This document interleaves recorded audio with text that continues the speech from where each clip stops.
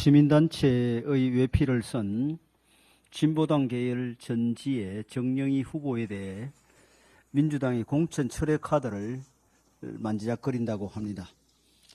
하지만 두 후보에 대한 공천 철회로 끝날 일이 아닙니다. 민주당이 경기 동부연합, 통진당의 후예인 진보당과의 선거연대를 파기하지 않으면 결국 자신들도 종북의 길로 가는 것이나 마찬가지입니다. 종북 세력과의 선거연대 파기가 답입니다. 비례대표 후보 한두 명 공천 취소한다고 해서 종북 동맹 수렁에서 벗어날 수 없습니다. 이재명 민주당은 종북 세력의 한미동맹 파기, 주한미군 철수, 상속 세율 90% 등 극단적인 주장에 동의하는 것입니까? 그렇지 않다면 당장 종북 동맹을 끊어야 합니다.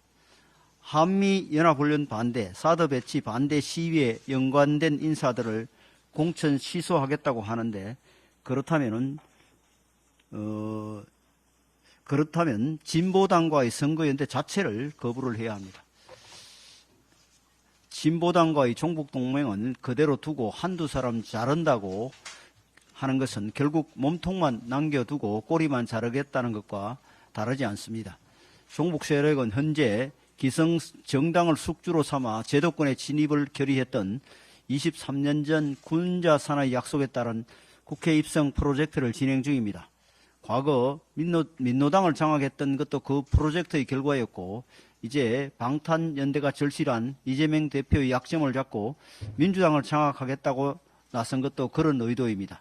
지금이라도 선거연대를 파기하지 않으면 민주당은 민노당의 전철을 밟게 될 것입니다. 신원보정을 잘못 쓰면 연대 책임을 져야 합니다. 민주당이 선거연대 파기하지 않고 종북 세력의 국회 입성을 위한 숙주 역할을 한 결과 22대 국회가 그들의 방미 종북 선전선동의 장으로 활용된다면 민주당 또한 책임을 회피할 수 없을 것입니다. 민주당은 종북 세력의 국회 입성 신원보정인 노력을 당장 중단해야 할 것입니다.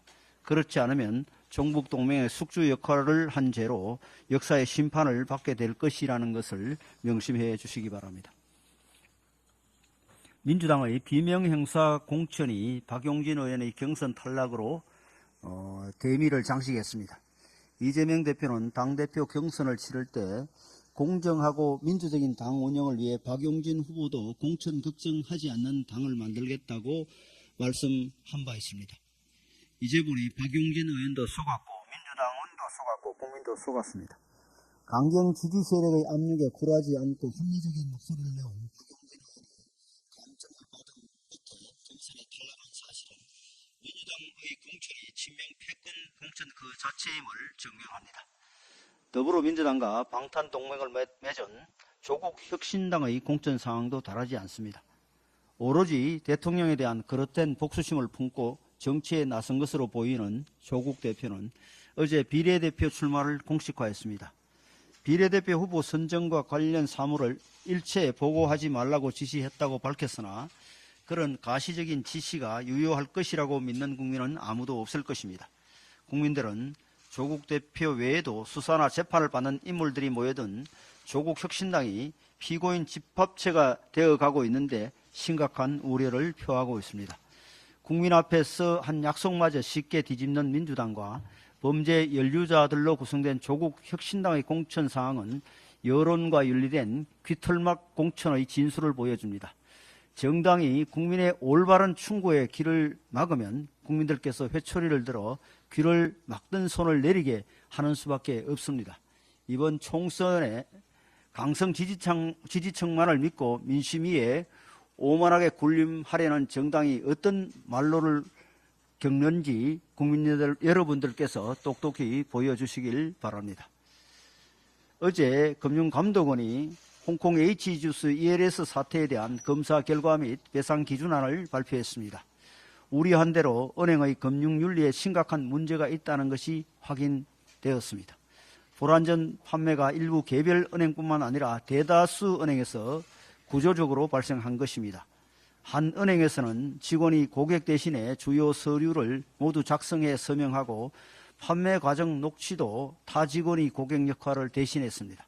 또 다른 은행에서는 배우자 대신 방문한 고객이 가져온 가족관계 증명서의 발급 일자를 직원이 변조하기도 했습니다. 직원들이 이런 유법적인 판매에 나선 배경에는 인사고과를 이용한 은행의 전반적인 압력이 있었다는 사실도 확인되었습니다. 이 사태에 대해 은행이 책임을 피할 수 없는 분명한 이유입니다. 금융감독원이 발표한 배상 기준안에 대해서도 여러 이야기가 나오고 있습니다. 물론 자유시장 경제에서 투자는 개인의 책임입니다. 그러나 그 과정에서 위법 행위가 발생했다면 국가가 나서서 국민을 보호하지 않을 수 없습니다. 금융감독원의 배상 기준안은 은행의 기책 사유만이 아니라 투자자의 투자 지식 수준까지 고려해 차등적으로 설계되었습니다. 은행의 판매 의무 위반과 사후 조치 여부를 종합적으로 따지고 투자자 본인에게도 투자 결정의 책임을 따지기 때문에 금융감독원이 경제 질서 안에서 해법을 찾으려 노력한 흔적이 보입니다. 이제는 은행이 성의 있게 응답해야 할 때입니다. 각 은행은 금융감독원의 배상 기준안을 수용하고 합리성의 최대 범위까지 손실을 책임지겠다는 자세로 고객들에게 배상안을 제시해야 합니다.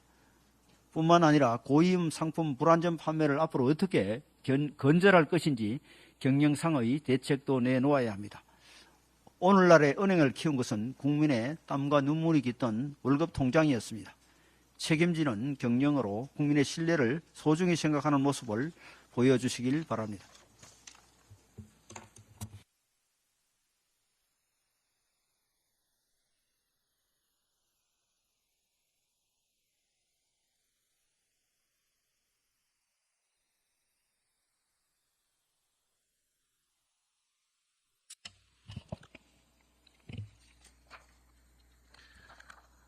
통계청 2월 소비자 물가 지수에 따르면 같은 상품이더라도 대형 마트 등 소매 유통업체의 판매 가격은 하락한 반면에 외식업체의 판매 가격은 상승하고 있는 것으로 나타났습니다. 국민 외식 메뉴인 삼겹살과 소주를 보면 돼지고기 마트 가격은 0.1% 하락했는데 외식업체에서는 2.4% 상승한 것으로 나타났습니다. 소주 역시 마트에서는 1.1% 하락했지만 외식업체에서는 3.9% 상승하였습니다. 이는 외식 물가 상승의 원인이 재료비가 아니라 인건비 상승 등 다른 원인 때문이라고 하는 결과로 해석이 될 수 있습니다. 실제로 한 외식업계 관계자 언론 인터뷰를 보면 외식업계의 구인난 심화로 종업원 인건비가 계속 오르면서 경영 부담이 커지고 있다. 이렇게 답변한 내용이 있습니다. 이 같은 현상은 결국 문재인 정부 시절 자행되었던 소득 주도 성장이라는 궤변으로 우리 경제를 왜곡시킨 부작용이 지금까지도 계속되고 있다는 현상으로 보입니다. 문재인 정권과 민주당은 2017년에 6,470원이었던 최저임금을 단기간에 급격하게 증가시켜서 2022년도에는 9,160원까지 무려 41.5%까지 증가시키는 무리한 인상을 단행한 바 있습니다. 그 결과에 따라 소상공인과 자영업자의 임금 부담은 늘고 소비자의 부담은 증가하는 역효과가 아직도 나타나고 있다는 것입니다. 또한 임금 부담 증가로 인하여 무인화 점포가 늘어나고 있어 장기적으로 보면 일자리 감소 우려마저도 있는 상황입니다.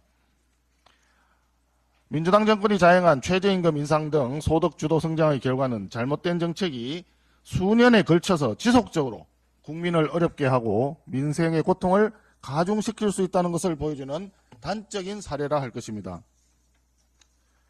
그럼에도 불구하고 더불어민주당은 지금도 소상공인 총선 공약이라면서 대출 확대, 폐업 지원금 확대와 같은 현금 살포성 공약만 내세우고 있는 상황입니다. 이 같은 포퓰리즘 공약을 내세우기보다는 무리한 최저임금 인상으로 소상공인을 어렵게 했던 점부터 국민 앞에 사과하고 잘못을 인정하는 것이 올바른 도리라 할 것입니다. 우리 국민의힘 공약개발본부에서는 경제 왜곡만 가중시키는 포퓰리즘성 공약이 아니라 소상공인 자영업자분들에게 실질적인 도움이 되는 정책들을 지금까지 국민들에게 배달해 왔다는 점을 다시 한번 말씀드립니다.